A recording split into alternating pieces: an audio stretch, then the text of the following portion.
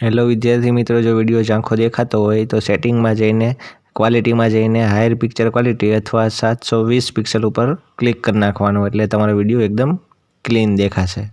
વિદ્યાર્થી મિત્રો, welcome to YouTube channel D solution. આજે આપણે વાત કરવાની છે ધોરણ 6માં ગુજરાતીની આઈડિયલ સ્વાધ્યાય પોથીમાં પાઠ નંબર 3 ચોમાસામાં સૃષ્ટિ સુંદરી એ આજે આપણે સોલ્વ કરવાનો છે. જો વિડીયો ગમ્યો હોય તો લાઈક કરો, શેર કરો, કોમેન્ટ કરો અને આપણી ચેનલ ડી સોલ્યુશન સબસ્ક્રાઈબ કરો. ચાલો તો હવે આપણે વિડીયોની શરૂઆત કરી. ચાલો, પાઠનું નામ છે ચોમાસામાં સૃષ્ટિ સૌંદર્ય, જેના લેખક છે ગીજુભાઈ બધેકા.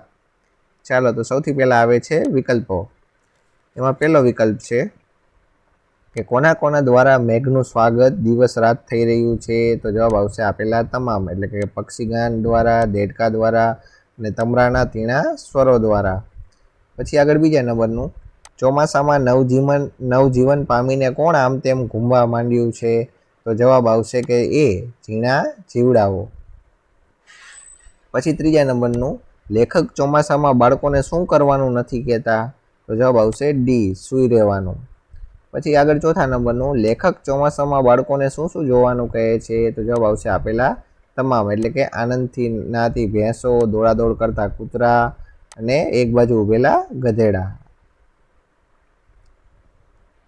પછી આગળ પાંચમા નંબરનું, વરસાદ રહી ગયા પછી બહાર નીકળીને જોતા કોનું મધુર ગાન સંભળાશે? તો જવાબ આવશે સી ઝરણાનું. પછી આગળ છઠ્ઠા નંબરનું, ચોમાસામાં કઈ વસ્તુઓ લાવીને મોટાને ભેટ ધરવાની છે? તો જવાબ આવશે ડી એ અને બી બંને. એ અને બી બંને, એટલે કે એ નવા કે નાના ઘાસ અને બી ફૂલો. તો આ બે જવાબ આપણા સાચા છે. પછી આગળ આવે છે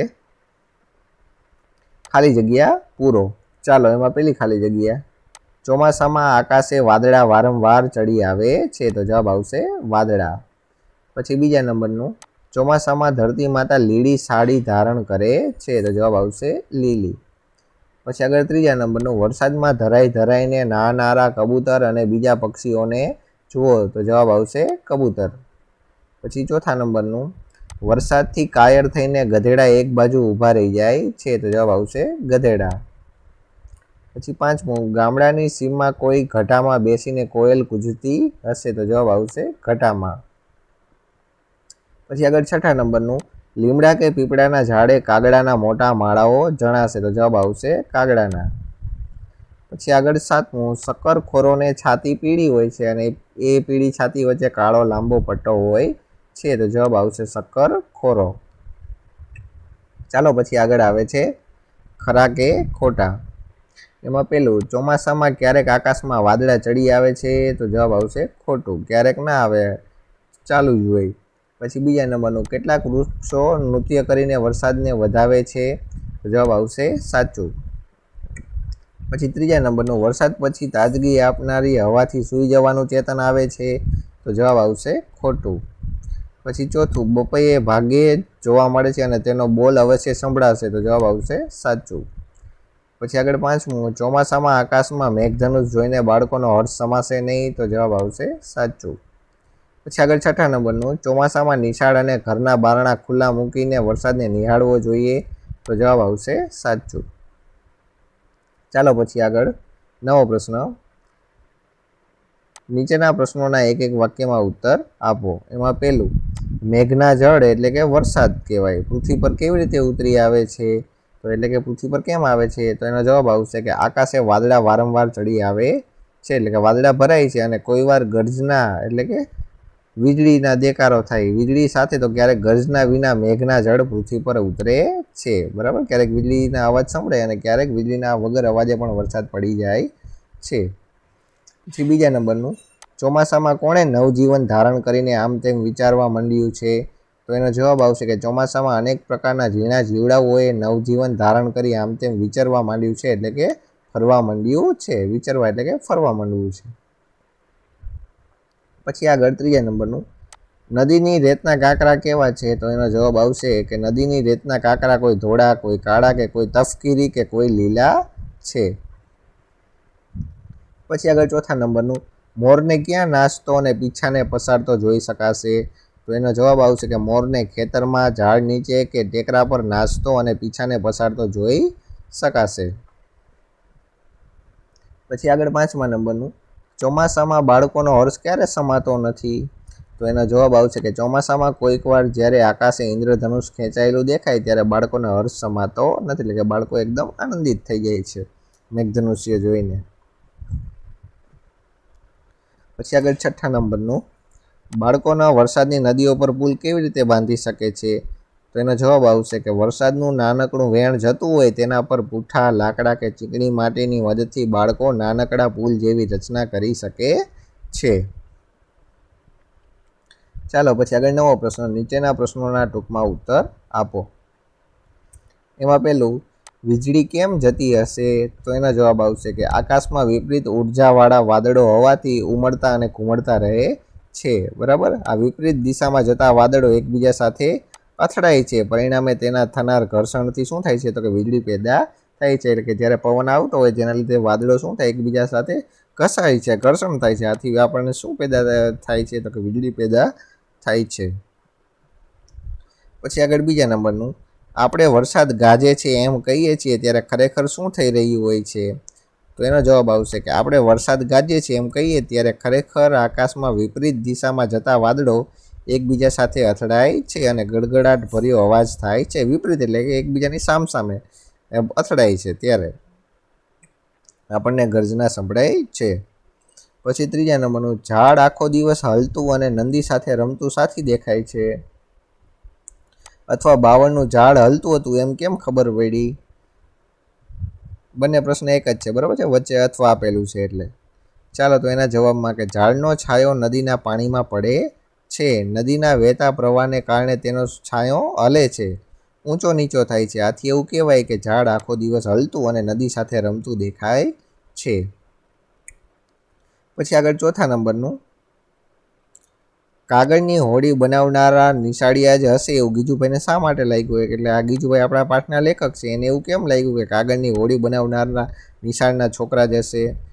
તો એવું એનો જવાબ આવશે કે કાગળની હોડી બનાવનારા નિશાળિયા જ હશે એવું ગીજુભાઈને લાગ્યું, કારણ કે નિશાળિયા પાસે ચોપડી કે નોટબુક હોય, તેમાંથી તે તરત કાગળ ફાડીને હોડી બનાવીને પાણીમાં વહેતી મૂકી હશે.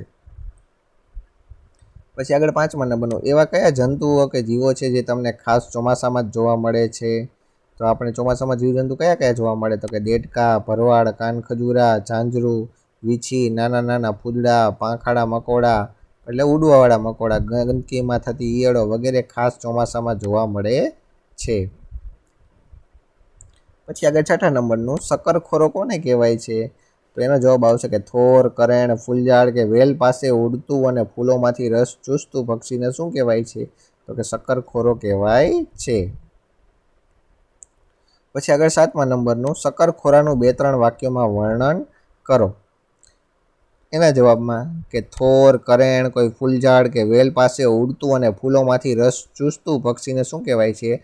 શક્કરખોરો કહેવાય છે. એની છાતી પીળી હોય છે અને પીળી છાતી વચ્ચે કાળો લાંબો પટ્ટો હોય છે. પછી આગળ 8મા નંબરનું, ગીજુભાઈ મેઘધનુષ્યને ધરાઈ ધરાઈને જોવાનું શા માટે કહે છે? તો એનો જવાબ આવશે કે ગીજુભાઈ મેઘધનુષ્યને ધરાઈ ધરાઈને એટલે કે જ્યાં સુધી ઈચ્છા પડે ત્યાં સુધી મન મૂકીને જોવાનું કહે છે, કારણ કે મેઘધનુષની કુદરતની ખરેખર ચમત્કૃતિ છે અને સૌંદર્યનું દર્શન છે અને આનંદનો ઉત્સવ પણ છે. ચાલો પછી 9મા નંબરનો, મેઘધનુષ્યમાં કયા કયા રંગો હોય છે? તો કે જાની વાલી પીનારા. તો કે મેઘધનુષ્યમાં જા એટલે જાંબલી, ની એટલે નીલો, વા એટલે વાદળી, લી એટલે લીલો, પી એટલે પીળો, નારંગી રાતો રંગ હોય છે, જેને યાદ રાખવા માટે જાની વાલી પીનારા એવું સૂત્ર પણ આપ્યું છે. ચાલો પછી આગળ 9મો પ્રશ્ન, નીચેના પ્રશ્નોના ઉત્તર આપો. એમાં પહેલો પ્રશ્ન કે ચોમાસાનું સહજ સૌંદર્ય કેવું છે? એટલે કે એકદમ ચોમાસું આવે એટલે એકદમ ઋતુ કેવી ફરી જાય છે એના વિશે. તો કે ચોમાસામાં વારંવાર વાદળા આવે છે, ક્યારેક ગર્જના અને વીજળી સાથે, તો ક્યારેક ગર્જના વિના પૃથ્વી ઉપર વરસી પડે છે, એટલે કે ગડગડાટ કર્યા વિના પણ વરસાદ આવી ચડે છે. વરસાદના આગમન બાદ ધરતી પર ચારે તરફ હરિયાળી આવે છવાઈ જાય છે, એટલે એકદમ લીલોછમ થઈ જાય છે. વાદળામાંથી વરસાદ પડે ને એ વરસાદ જ્યારે વૃક્ષો પર પડે એટલે વૃક્ષોના પાંદડા એકદમ લીલાછમ થઈ જાય છે, એટલે કે હરિયાળી છવાઈ જાય છે. આથી ધરતી માતાએ લીલી સાડી પહેરી હોય તેવું લાગે છે. કેટલાક પક્ષીઓ, દેડકા અને તમરાના રાતે અવાજ સંભળાય છે અને અનેક પ્રકારના ઝીણા જીવડાઓ પણ પેદા થાય છે. આવું હોય છે કે ચોમાસાનું સહજ સૌંદર્ય, એટલે આવી હોય છે ચોમાસાની સુંદરતા. પછી આગળ બીજા નંબરનો પ્રશ્ન, નદીના પાણીમાં શું શું તણાતું આવે છે? તો એના જવાબમાં આવશે કે નદીના પાણીમાં કોઈએ નદીનું પૂજન કર્યું હોય, ફૂલો, દેવના ઉતરેલા ફૂલો, પછી પાંદડા તણાતા આવે છે, એટલે કે મંદિરમાં કોઈ ફૂલો ચડાવ્યો હોય એ, બરાબર, કોઈ નદીનું પૂજન કર્યું હોય, નદીને પૂજા કરી હોય, કોઈ રમતિયાળ બાળકોએ ધરો અને ચીયો તરતા મૂક્યા હોય તે તણાય છે. પછી કોઈ નિશાળીએ કાગળની હોડી કરીને વહેતી મૂકી હોય તે પણ તણાઈને તરતી આપણને જોવા મળે છે. ચાલો પછી આગળ ત્રીજા નંબરનો પ્રશ્ન, ગીજુભાઈ બાળકોને શી સલાહ આપે છે? તો એના જવાબમાં કે ગીજુભાઈ બાળકોને સલાહ આપે છે કે મેઘધનુષને ધરાઈને જોઈ લ્યો, કપડાં કાઢી વરસાદની નદીઓ પર પુલ બાંધો, ખુશીથી સરોવરોને પર્વતો બનાવો, પાણીમાં તેલ નાખીને રંગોની મિજરાજ કરો અને અનેક અખતરાનો અનુભવ કરો.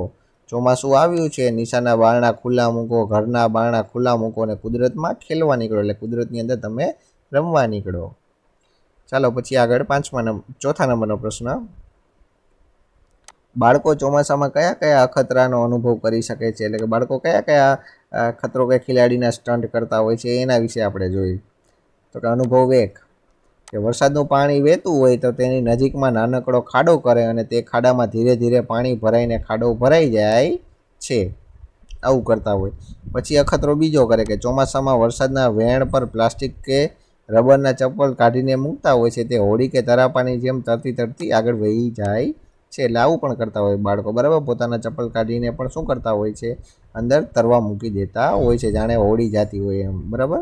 પછી આગળ 5મા નંબરનો, કે નદીનું પાણી ચોખ્ખું હતું કે ગંદુ તે કેવી રીતે ખબર પડી? તો કે નદીનું પાણી ચોખ્ખું હતું, તેના નીતરિયા કાચ જેવા પાણીમાં નદીની રેતી દેખાય છે. એકદમ પાણી ચોખ્ખું હોય તો આપણે નીચે અંદર ધૂળ પડેલી હોય એ પણ આપણને દેખાય છે. રેતના કાંકરા દેખાય છે, તેમાં તરતા માછલા દેખાય છે. વળી નદીના પાણીમાં ઝાડનું પ્રતિબિંબ પણ પડતું દેખાય છે. આ બધી બાબતના આધારે ખબર પડે કે નદીનું પાણી કેવું હશે? તો કે ચોખ્ખું હતું. ચાલો પછી આગળ 7મા નંબરનો, માગ્યા મુજબ ઉત્તર લખો. એમાં પહેલું, ગીજુભાઈને આવું કેમ લાગ્યું હશે? યોગ્ય વિકલ્પ પસંદ કરો. તો કે ઝાડ આખો દિવસ હલે છે તો એવું કેમ લાગ્યું હશે? તો કે એ વહેતા પાણીમાં ઝાડનું પ્રતિબિંબ પડતું હશે, એટલે કે એનું ચિત્ર આપણને ઝાડનું કેમાં દેખાતું હતું? કે પાણીમાં હલતું હતું એટલા માટે.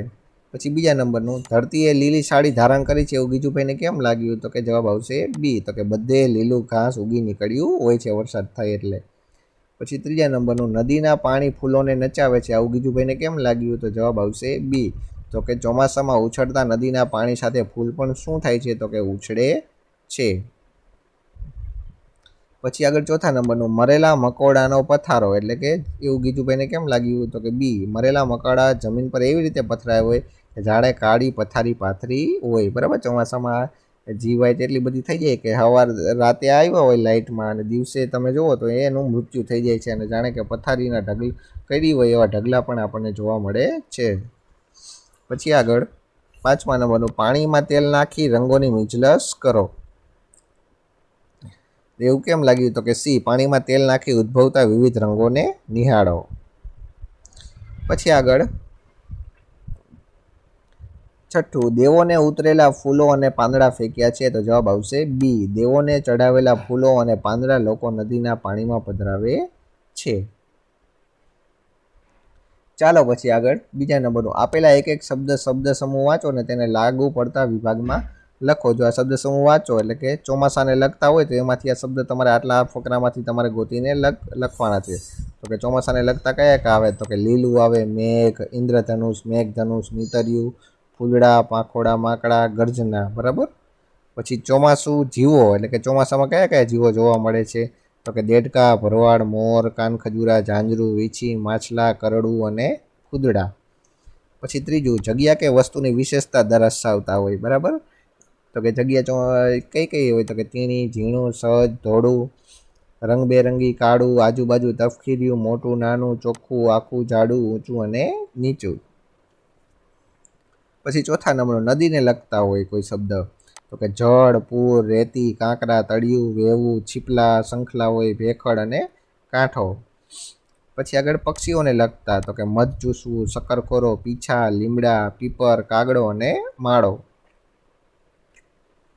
પછી છઠ્ઠું, ક્રિયાની વિશેષતા તો કે વારંવાર, તીણું, ઝીણું, આમ તેમ, સરસર, નાખવું, વહેતું અને હમણાં. આ બધા એને લાગુ પડે છે. એ શબ્દ આપણે આની હારે લખવા પડે. જો કોઈ તમને એવું લાગે કે આની સાથે લાગુ પડશે તો એમાં પણ આપણે લખી શકાય. ચાલો પછી આગળ ત્રીજા નંબરનું કે શબ્દ અને તેનો અર્થ વાંચો અને અર્થ આધારે વિકલ્પમાં આપેલા વાક્યોમાંથી જે વાક્યો સાચા હોય તેની આગળ સાચું કરો. એટલે કે આનો અર્થ વાંચવાનો છે અને વિકલ્પમાંથી જે એને લાગુ પડતું એ સાચું હોય તો તેના માટે સાચું આપણે કરવાનું છે. ચાલો તો કે તરવરિયા એટલે કે ચંચળ, એકદમ ચપળ, અધીરો હોય, એકદમ ઉતાવળિયો. ચાલો તો એને કયું લાગુ પડશે તો કે આ વાક્ય તો કે નાના બાળકો બહુ તરવરિયા હોય છે. તરવરિયા એટલે કે તરતા હોય એવા નહીં, પણ એકદમ ચંચળ હોય. કંઈ પણ વસ્તુ કહો એટલે તરત જ એનો ઇન્સ્ટન્ટ રિપ્લાય આપે, એક ઘડી પણ શાંત બેસે નહીં. પછી બીજા નંબરનું વેગ, ઝડપ, તો આને બે લાગુ પડશે. ચિત્તો પૃથ્વી પરનું સૌથી વેગથી દોડતું પ્રાણી છે. પછી બીજું આ પણ વાક્ય આવશે કે સ્કૂટર ચાલુ કર્યા પછી વેગ વધારવા એક્સિલેટર એટલે કે લીવર આપવું પડે છે.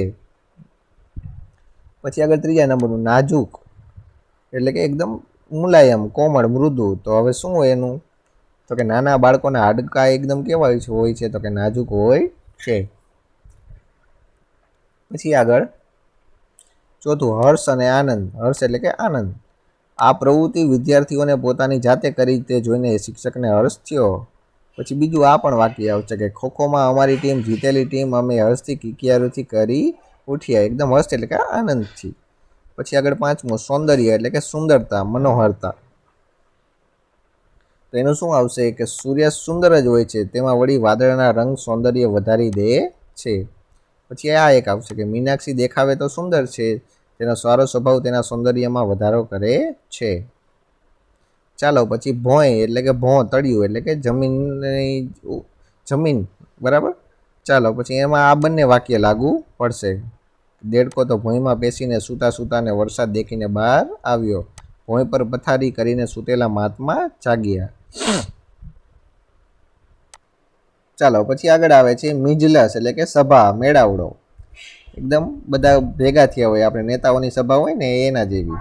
તો કે મિજલસમાં બધા મિત્રોએ ભેગા મળીને મજા કરી એટલે કે બધાએ ગેટ ટુગેધર, આપણે સાદી ભાષામાં કહીએ તો.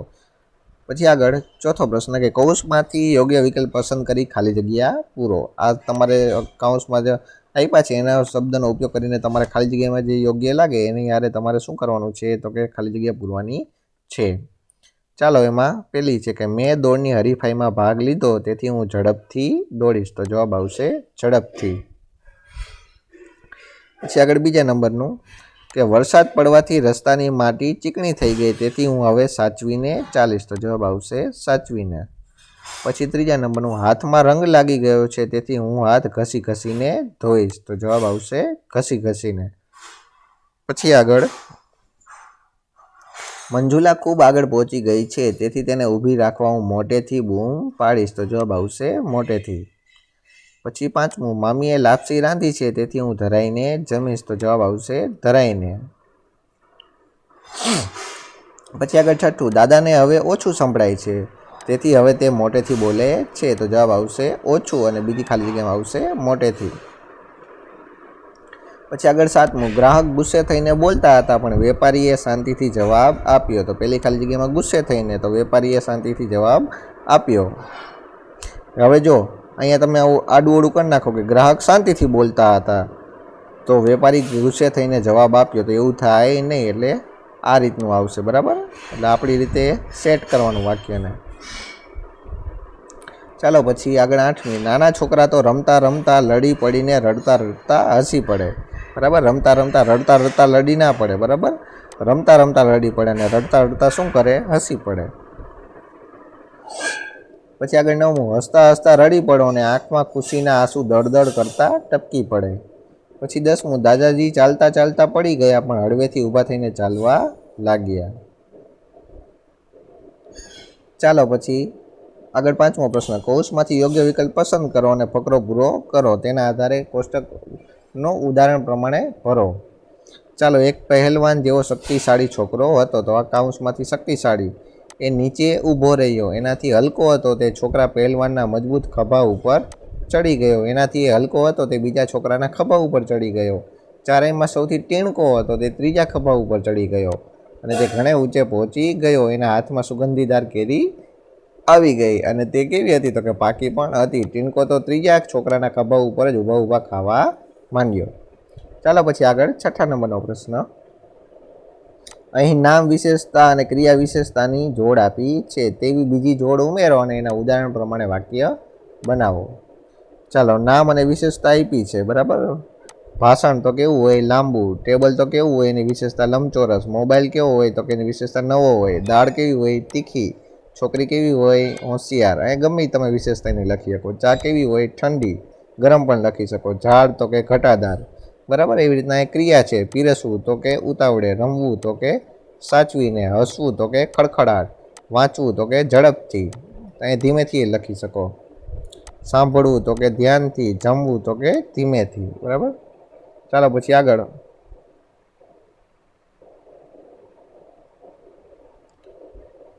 એના ઉપરથી તમારે વાક્ય પણ બનાવવું હોય તો બનાવી શકાય કે લંબચોરસ ટેબલ પુસ્તકો પર પડ્યા હતા. નવો મોબાઈલ મેળવીને રીટા ખુશ થઈ ગઈ, બરાબર. એ રીતના વાક્ય પણ તમે અહીંયા બનાવી શકો છો. ચાલો પછી અહીંયા ક્રિયા વિશેષણ છે કે જે દાખલા તરીકે હું રમતો હતો, તો એમાં ક્રિયા વિશેષણ શું આવે? તો કે રમતો. એના જેવું જેવું છે, બરાબર. આ પણ તમે જોઈ લેજો. ચાલો પછી આગળ 8મા નંબરનો, કૌંસમાંથી શબ્દ પસંદ કરીને સરખામણી કરો, બરાબર. જેમ કે થાળી, દૂધ, લાડવા જેવો શું હોય? તો કે ચાંદો હોય. પછી કૂતરા અને કુંભકર્ણ ને કાગડા જેવી શું હોવી જોઈએ? તો કે નીંદર. આ ત્રણ આપણે એક સરખા લાવવાના છે આમાંથી લઈને, બરાબર. કુંભકર્ણ, રાવણ ને રાક્ષસ જેવું શું હોવું જોઈએ? મોટું. પછી મોતી, લખોટી, ચકોર જેવી શું હોવી જોઈએ? આંખ. પછી બિલાડીના બચ્ચા, ઢીંગલા, ગુલાબ જેવું શું હોવું જોઈએ? બાળક. પછી નેપકિન, મસોતું, ગાભા જેવો શું કહેવાય? તો કે રૂમાલ. ચાલો પછી આ જોડણી છે, બરાબર. ગર્જના, પછી સ્ફૂર્તિ, પછી સૌંદર્ય. અહીંયા મીંડાવાળો સો નહીં આવે, બરાબર. પછી પૃથ્વી, પછી પીછા, પછી ક્ષિતિજ, નિશાળિયા, ભૂશીર, ચમત્કૃતિ, પછી ઇન્દ્રધનુષ, બરાબર. ચાલો આ જોડણી થઈ ગઈ. ચાલો પછી આગળ આવે છે 9મો પ્રશ્ન, સમાનાર્થી શબ્દ. ચોમાસું તો વર્ષા ઋતુ. મેઘ તો વાદળ. સ્વર તો અવાજ અથવા તો નાદ. આકાશ તો નભ ગગન. પછી જળ તો પાણી અથવા વારી. રૂપ તો દેખાવ આકાર. પછી હર્ષ તો આનંદ અને હરખ. ફૂલ તો પુષ્પસુમન. પછી મિજલસ તો સભા. પછી સૌંદર્ય તો સુંદરતા. ઉત્સવ તો તહેવાર, જલસો. પછી ધરતી તો ધરા વસુધા. પછી નદી તો સરિતા. ઝાડ તો વૃક્ષ અને તરુ. ચાલો પછી આગળ આવે છે 9મો પ્રશ્ન, વિરુદ્ધાર્થી શબ્દ લખો. આકાશ તો ધરતી. કુદરતી તો કૃત્રિમ. ગામડું તો શહેર. ચેતન તો જળ. ચેતન એટલે કે જેમાં જીવ હોય, જળ હોય એટલે કે જેમાં જીવ ન હોય. સૌંદર્ય તો કુરૂપતા. સજીવ તો નિર્જીવ. દિવસ તો રાત. રૂપ તો કુરૂપ. જાગ્રત તો અજાગ્રત. સ્ફૂર્તિ તો સુસ્તી. જુવાન તો વૃદ્ધ. રસ તો નીરસ. ચાલો પછી આગળ આવે છે શબ્દ સમૂહ માટે એક શબ્દ લખો. એમાં પેલું વાદળાની ગર્જના અને વીજળી, તો શું કહેવાય? ગાજવીજ. બીજું, રાત્રે ત્રીણા અવાજથી બોલતું જીવડું, તો એને શું કહેવાય? તમરું. પછી ત્રીજું, દરિયામાં ગયેલા જમીનની લાંબી પટ્ટી, તો એને શું કહેવાય? ભૂશીર. પછી ચોથું, બે મોટા સમુદ્રને જોડનારની ખાડી, તો એને કહેવાય સામુદ્રધુની. પછી જેની 3 બાજુએ પાણી હોય તેવો ભાગ, તો એને કહેવાય દીપકલ્પ. પછી છઠ્ઠું, ચોમાસામાં થતું એક જીબડું, તો એને કહેવાય ઇન્દ્રગોપ. ચાલો પછી આગળ રૂઢિપ્રયોગ. રૂઢિપ્રયોગનો અર્થ આપો અને એનો વાક્ય પ્રયોગ કરો. એમાં પેલું છે ધરાઈ ધરાઈને જોવું, તો એટલે કે મન ભરીને જોવું. અમે દરિયા કિનારે જઈ દરિયાને ધરાઈ ધરાઈને જોયો. પછી બીજું કુદરતમાં ખેલવા નીકળવું એટલે કે પર્યાવરણ પ્રકૃતિમાં ફરવા નીકળવું. ગીજુભાઈ કહે છે કે ચોમાસામાં કુદરતમાં ખેલવા નીકળો. પછી આગળ શબ્દ કોષ પ્રમાણે ક્રમમાં ગોઠવીને લખો એટલે કે કક્કા પ્રમાણે આપણે ગોઠવીને લખવાનો છે. પહેલો શબ્દ કયો આવે તો કે અખતરો, પછી અનુભવ, પછી ઉત્સવ, દર્શન, લહેરી ને છેલ્લે શું આવે લીમડો. પછી અહીં બીજું છે એમાં શું આવશે આકાશ, ચોમાસું, નવજીવન, ભૂશીર, શકરખોરણ, છેલ્લે શું આવશે સૌંદર્ય. ચાલો પછી આગળ આવે છે કે વર્ષા ઋતુ વિષય પર નિબંધ લેખન કરો. ચાલો વર્ષા ઋતુનો નિબંધમાં શું આવે તો કે આપણે વર્ષા ઋતુની ચોમાસાની સિઝનનું આપણે વર્ણન કરવાનું છે કે ઉનાળાના અસહ્ય તાપથી ધરતી સૂકી ભટ અને કેવી થઈ જાય વેરાન થઈ જાય, માણસો ત્રાસી જાય, સમગ્ર જીવસૃષ્ટિ અકળામણ કંટાળો અનુભવે, સમગ્ર સજીવો ચાતકની જેમ વર્ષાની આગમનને ઝંખતા હોય છે અને અચાનક વર્ષાનું આગમન થતાં ઉનાળો શું થાય છે તો કે વિદાય લે છે. ચોમાસું આવે એટલે ઉનાળો જતો રહે છે. પછી વરસાદના આગમન પહેલાં આકાશમાં વાદળા ચડી આવે છે. વીજળીના ચમકારા, વાદળોના ગડગડાટ, પવનના સુસવાટા સાથે મેઘરાજાની ભવ્ય સવારી આવી પહોંચે છે. સર્વત્ર આનંદનું મોજું ફરી વળે છે. ભીની માટીની સુગંધ આપણને તરબતર કરી દે છે. લોકો વરસાદમાં છત્રી ઓઢીને કે રેનકોટ પહેરીને બહાર જાય છે. જળાશયોમાં પાણીની સપાટીમાં વધારો થવા લાગે છે. ખેડૂતો ખેતીના કામમાં લાગી જાય છે. થોડા દિવસો પછી ધરતી પર લીલુંછમ ઘાસ ઉગી નીકળે છે. ધરતી માતાએ જાણે લીલી ચૂંદડી ઓઢી હોય એવું લાગે છે અને થોડા દિવસમાં ખેતરમાં હરિયાળો પાક પણ લહેરાય છે. પછી આગળ વર્ષા ઋતુમાં અવનવા તહેવારો પણ આવે છે જેમ કે રક્ષાબંધન, જન્માષ્ટમી, ગણેશ ચતુર્થી, નવરાત્રિ, સંવત્સરી, પછી 15મી ઓગસ્ટ, ગાંધી જયંતિ જેવા રાષ્ટ્રીય તહેવાર પણ ચોમાસાની ઋતુમાં આવે છે. લોકો બધા તહેવાર આનંદ અને ઉલ્લાસથી ઉજવે છે. બરાબર. પછી વર્ષા ઋતુમાં વરસાદ પડવાથી ચારે બાજુ કાદવ કીચડ થઈ જાય છે. અવનવા જીવો પેદા થાય છે. માખી અને મચ્છરનો ઉપદ્રવ વધી જાય છે. તેથી લોકોમાં માંદગી પણ શું થઈ જાય છે વધી જાય છે. માટે વર્ષા ઋતુમાં આરોગ્ય પણ સાચવવું જરૂરી છે. વર્ષા ઋતુ સાચે જ સઘળી સજીવ સૃષ્ટિનું જીવન છે. તેનાથી મનુષ્યો અને પશુ પંખીઓનું શું થાય છે તો કે પોષણ થાય છે. કેવી રીતે કે લીલુંછમ ઘાસ ઉગી જાય, પાણી મળી રહે એટલા માટે. તેથી તેના જેટલા ગુણગાન ગાઈએ તેટલા ઓછા છે. આ થઈ ગયો તમારો વર્ષા ઋતુનો નિબંધ. જો વિડીયો ગમ્યો હોય તો લાઇક કરો, શેર કરો, કોમેન્ટ કરો અને આપણી ચેનલ ડી સોલ્યુશનને સબસ્ક્રાઈબ કરો. તો ચાલો મળીએ આપણે ફરીથી નવા વિડીયોમાં. ત્યાં સુધી જોતા રહો આપણી ચેનલ ડી સોલ્યુશન.